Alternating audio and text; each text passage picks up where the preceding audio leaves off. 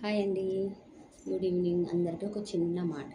మామూలుగా మొగాడు, మగతనము అనే మాటలు చాలా వినిపిస్తుంటాయి కదా! అసలు మొగాడు, మగతనము అంటే ప్లేట్ నిండా ఫుడ్ పెట్టుకొని ఖాళీ చేసేవాడా? లేదంటే మంచాలు ఇరగొట్టేవాడా? అదా మొగాడు, మగతనం అంటే కాదండి. కట్టుకున్న భార్యని గుండెల్లో పెట్టుకునేవాడు మొగాడు.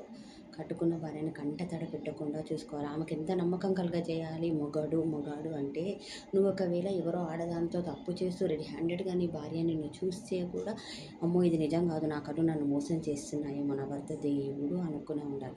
ఎలా ఉండాలంటే ప్రశాంతంగా బ్రతకగలగాలి భార్య అనేది. అది అంత నమ్మకం నువ్వు కలుగజేయాలి. నా భర్త నాకేమైనా ఉన్నాడు అనుకోవాలి.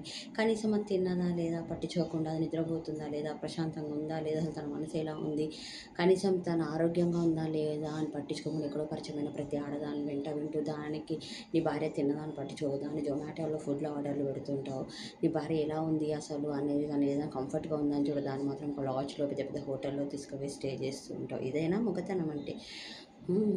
మొగతనం అంటే ఫస్ట్ నీ ఇంట్లో భార్య ఎలా ఉందో చూసుకోవాలి. భార్యని సంతోషంగా ఉండగలిగే స్వేచ్ఛ ఇవ్వాలి. భయపడుతూ తినడానికి కూడా భయపడే భార్యలు ఇలా ఉంటే భర్త విచ్చలవిడిగా తిరుగుతూ ఉంటారు కదా! అలాంటి వాడు మొగాడు కాదు. వాడి దగ్గర మొగతనము లేదు.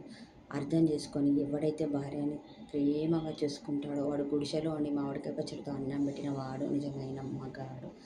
అంతేగాని స్టేట్స్‌కెళ్ళి, అబ్రాడ్స్‌కెళ్ళి ఫోటోలు, పిక్స్ పెట్టుకొని తర్వాత ఇన్‌స్టాలో, ఎఫ్‌బీలో పరిచయమైన ఆడవాళ్ళతో తిరుగుతారు చూడు, వాళ్ళు కాదు మొగాళ్ళు.